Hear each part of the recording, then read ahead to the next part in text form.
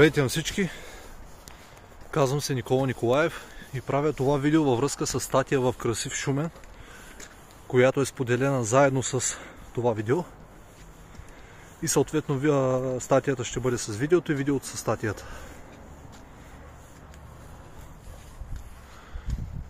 Правя това видео, за да разтегна малко темата, която е основа на статията. А именно, има ли демокрация в момента и дали наистина живеем в демокрация. Това, което се вижда за тези, които прочетоха статията, е: в България в момента съществува само разруха.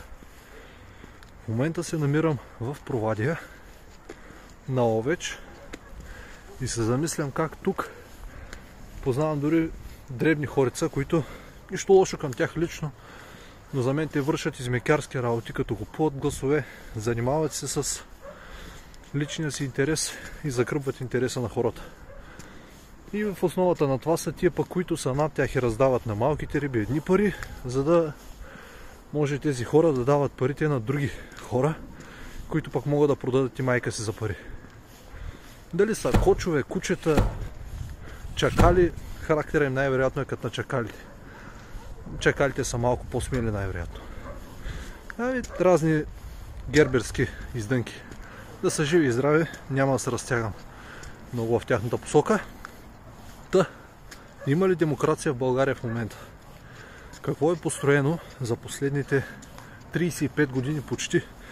Вече са почти 35 години.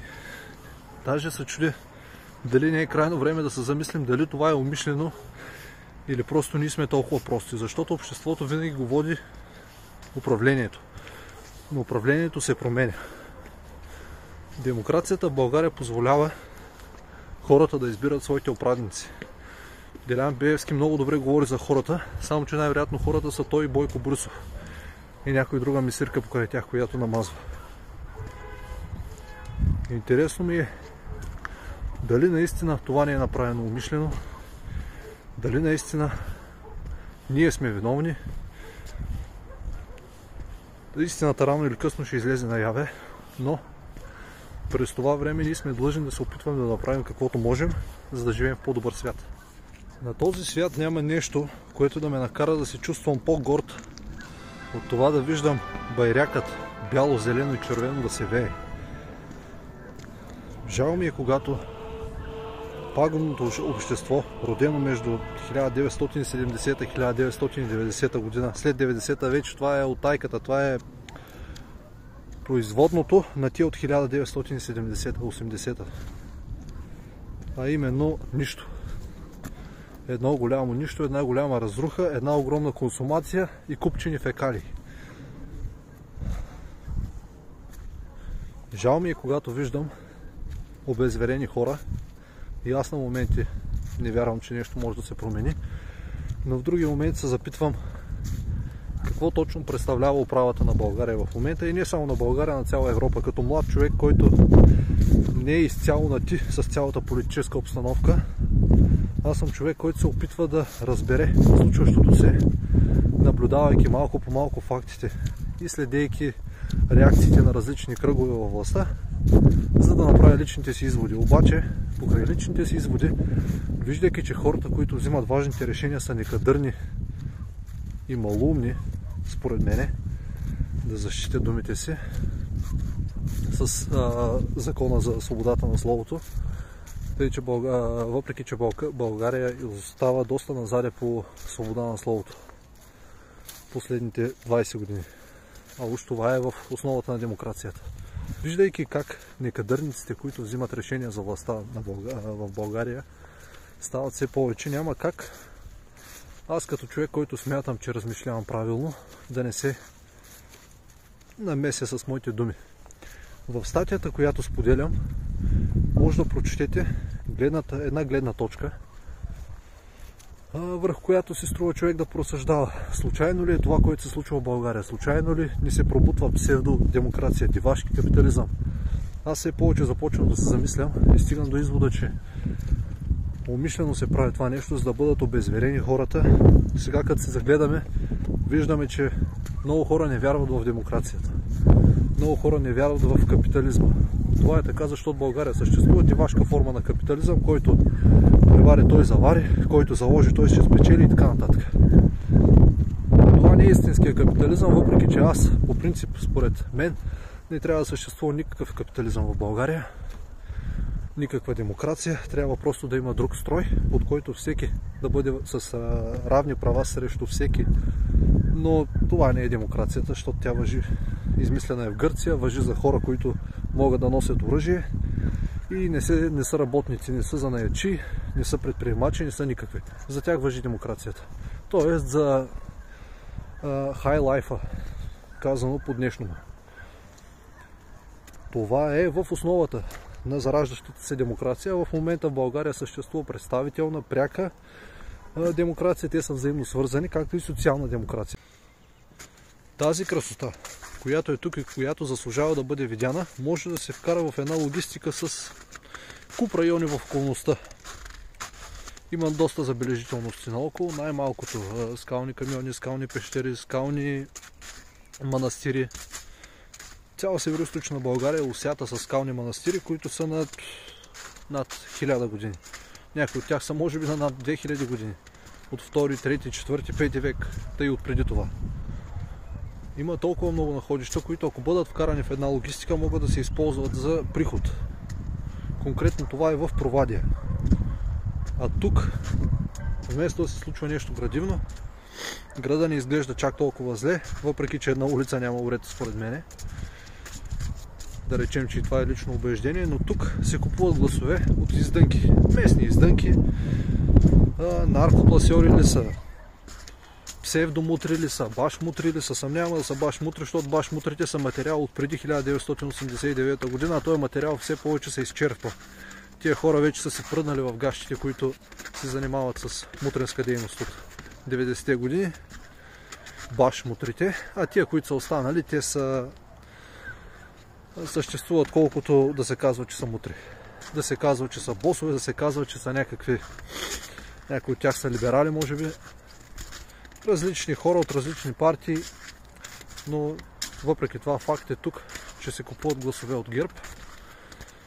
През местни хора, местни феодалчета, вербуват се други по-малки хора и големи хора. А нормалният човек вижда, че нищо не се случва и си казва: карай, така ще бъде.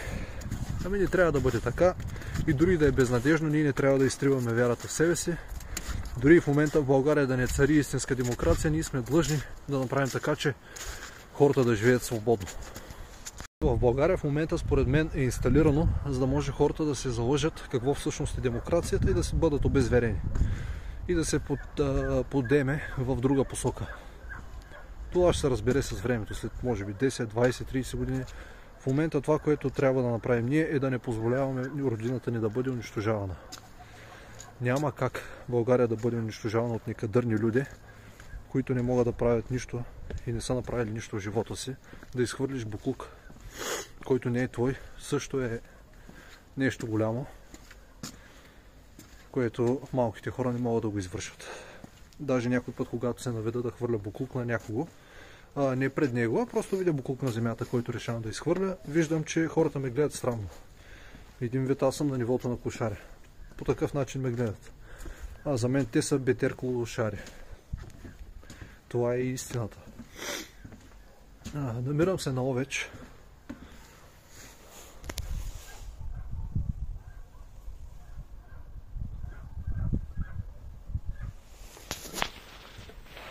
Покрай каменно строителство. Това нещо е възстановено преди 30 на години, може би 40.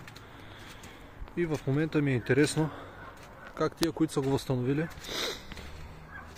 са го направили така, че да кара години наред. И дори едно поколение по-късно не се сещаме да го възстановим. Значи то е достатъчно здраво, за да кара едно поколение напред. А това поколение в момента няма да създаде нищо.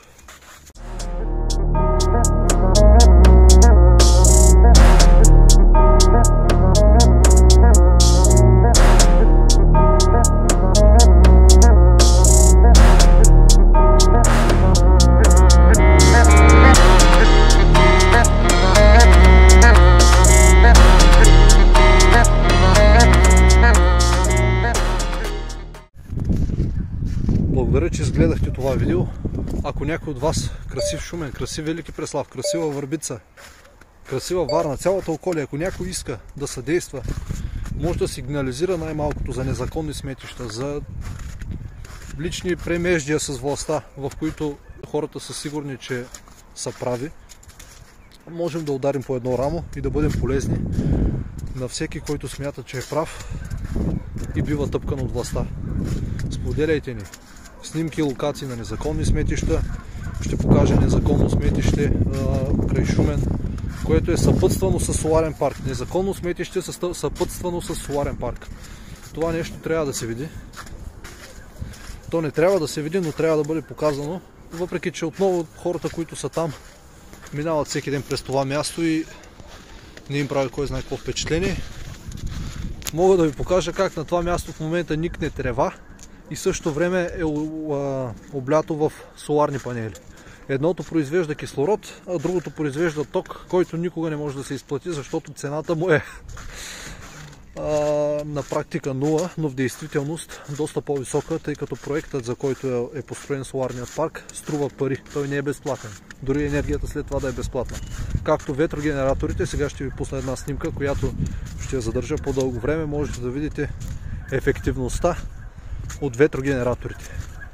Ветрогенераторите са една лъжа, която все повече се намира нейното решение в света. На Запад вече спират тези солари. Не знам само дали в управлението на Доналд Тръмп, не знам дали ще продължи управлението на Демократическата партия. В България в момента управлява Демократическата партия на Америка. Тя е дълбоката държава и тя разсипва света в момента, но нашата цел е да обърнем нещата наобратно. Дали ще успеем, не се знае. И нашите предци не се знаят дали ще освободят роднината ни, но са знаели, че искат да умрат за нея. Ако смятаме, че това са някакви идиотщини и патриотически думи, който смята така е идиот. Най-вероятно. Предполагам. Защото историята никога не се е променяла. За хиляди години малко неща са се променили. Да не си мислим, че за 100-200 години патриотизмът се е превърнал в отживелица само защото някой не иска да застане с лице пред родината си. Благодаря, че изгледахте това видео. Живи и здрави бъдете, до скоро!